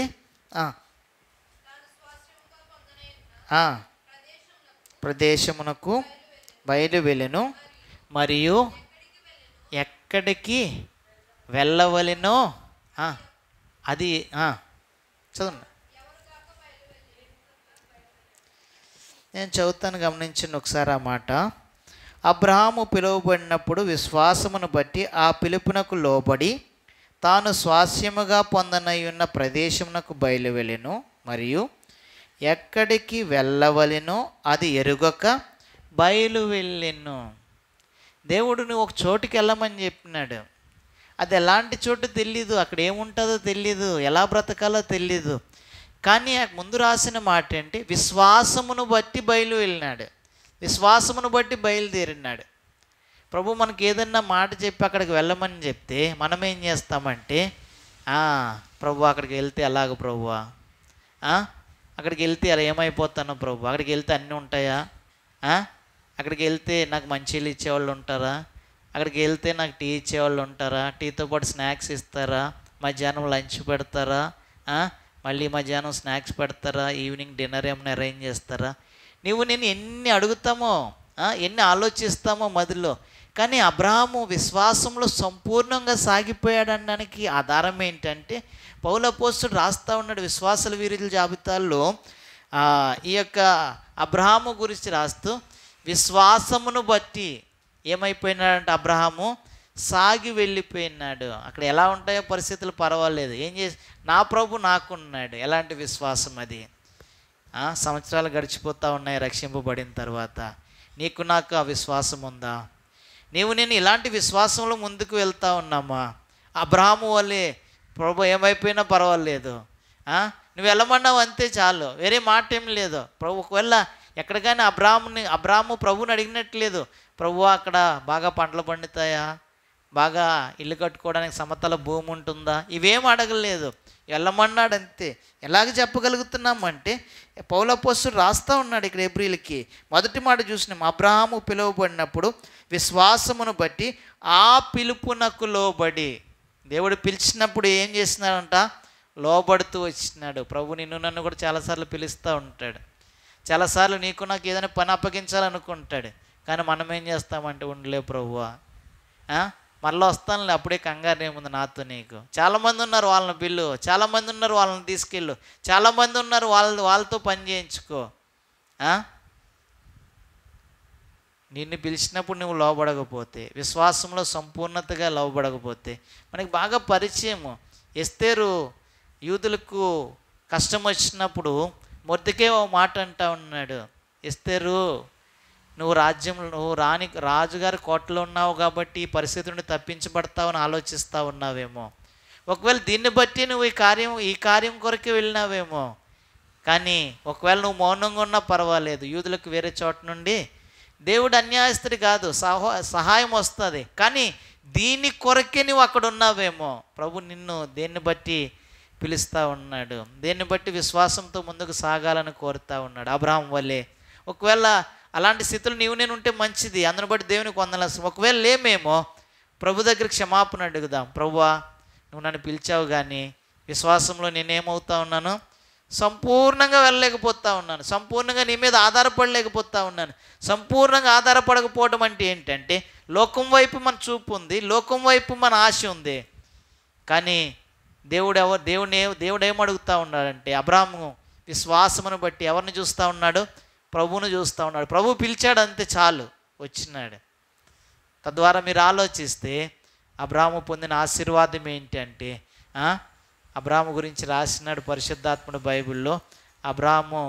అబ్రాహాము లోతులు కలిసి నివసించలేనంత ధనవంతులు. మన ఊర్లో మన గురించి ధనవంతులు అని చెప్పినారు అనుకో, ఏదో ఊర్లో అందరి మీద కొంచెం ఎక్కువ ఉంటుందేమో, కానీ బైబిల్లో రాసినారు అబ్రాహాము గురించి, అబ్రాహాము మిక్కిలి ధనవంతుడు. తన ఇంట పుట్ట అలవర్చబడిన దాసులు ఉన్నారు ఆయనకు. అలాంటి ఒక సైన్యమే తయారు చేసుకున్నాడు అబ్రహాము. అలాంటి గొప్ప ధనవంతుడు. దేవుని ఆశీర్వాదము.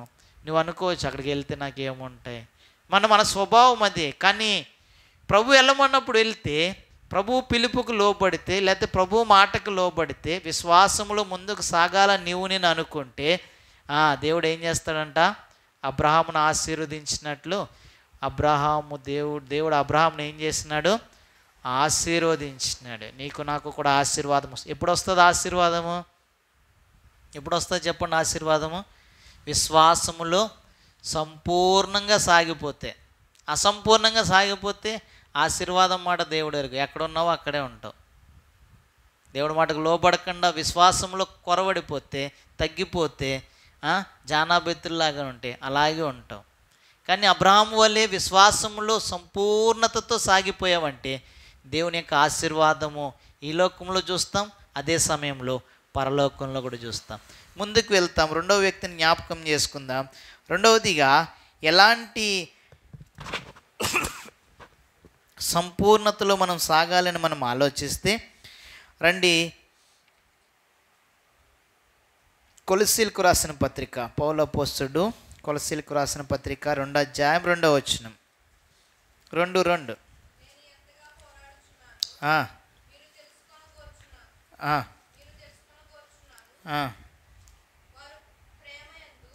వారు ప్రేమయందు అతుకబడి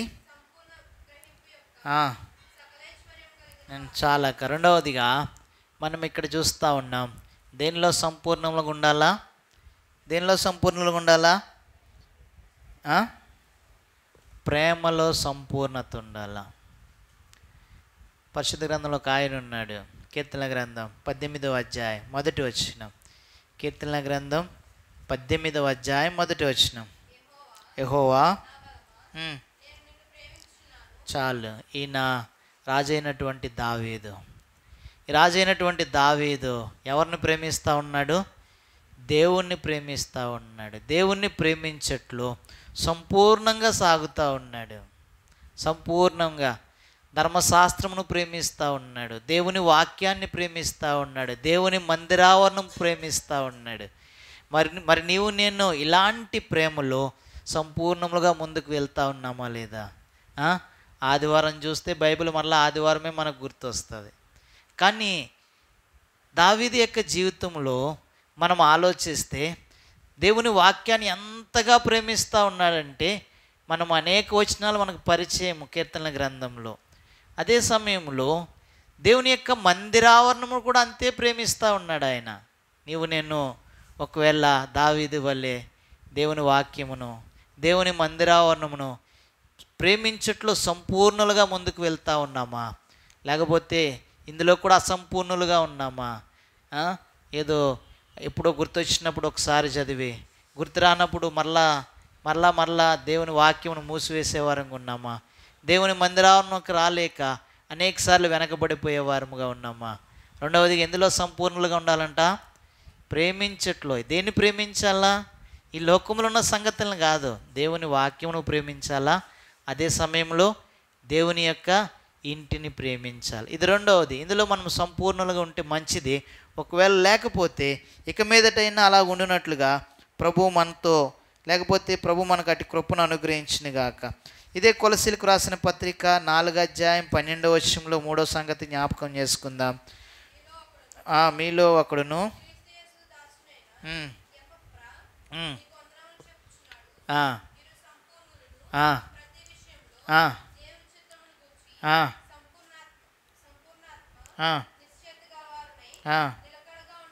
నిలకడగా ఉండవలనని. చాలు. మూడవదిగా దేంట్లో సంపూర్ణులుగా ఉండాలి మనం? దేంట్లో? దేవుని యందు నిలిచి ఉండుట్లో సంపూర్ణులుగా ఉండాల. దేంట్లో సంపూర్ణులుగా ఉండాలా? దేవుని యందు నిలిచి ఉండట్లో. దేవుడు ఒక మాట చెప్తే ఆ మాట మీద నిలిచి ఉండాల. మనకి బాగా పరిచయము రూతు గ్రంథంలో, రూతు బోయేజు పొలంలో పరిగెరుకోవడానికి వచ్చినప్పుడు బోయేజు చెప్తా ఉన్నాడు. ఏమంటా ఉన్నాడంటే, అమ్మా నువ్వు మోయాబు నుంచి వచ్చినావు, నీ మునుపటి ప్రవర్తన కంటే ఇప్పుడు ప్రవర్తన చాలా విలువైంది, నీవు నా పొలంలోనే నిలిచిండు, వేరే ఎక్కడికి వెళ్ళొద్దు. ప్రభునందు ప్రియమైన వారులారా, ప్రభువు నిలిచి ఉండమన్న చోట నిలిచి ఉంటే, ప్రభు చెప్పిన మాటకు నువ్వు లోబడితే, బోయేజు చెప్పిన మాటకు రూతు లోబడి ఉంది. లోబడి ఉండటం ద్వారా ఎంత ఆశీర్వాదము రూతు జీవితంలో మనం చూస్తూ ఉన్నామంటే, ఒకవేళ రూతు అలా నిలబడకుండా అటు ఇటు వెళ్ళి ఉంటే, వారి ద్వారా అక్కడికి వెళ్ళి ఇక్కడికి వెళ్ళి ఏదైనా చేయాలని ఒకవేళ తలంపు ఉంటే మనం ఈ దినాన రూతు గురించి చెప్పుకోకపోదుమేమో. కానీ రూతు ఎలాగూ ప్రభు యొక్క మాట మీద నిలవబడిందో, తన యజమాని అయినటువంటి బోయేజు మాట వింటూ ఉంది. విన్నప్పుడు ఎక్కడికి వెళ్ళలేదంట. ఏమైంది? ఆ యొక్క పనివారు ఎక్కడైతే కోస్తా ఉన్నారో, ఎక్కడైతే తన కోసం ఏం విడిచిపెట్టబడినాయంట? పిడికిలు విడిచిపెట్టబడినాయి. ప్రభునందు ప్రియమైన వారులారా, నీవు నేను కూడా దేవుని యందు నిలిచి ఉంటే, దేవుడు నిలిచి ఉండమన్న చోట నీవు నేను నిలిచి ఉంటే ఆశీర్వాదము చూస్తావు. ఏంటి ఆశీర్వాదం అంటే, నీ కోసం నా కోసం పిడికిళ్ళ ద్వారా విడిచిపెట్టబడతాయి. ధాన్యము ద్వారా నీవు నేను ఏం చేయబడతాం? తృప్తిపరచబడతాం. 3 సంగతులు చూస్తున్నాం. మొదటిగా ఎందులో మనం నిలిచి ఉండాలా? విశ్వాసములో సంపూర్ణులుగా ఉండాలి.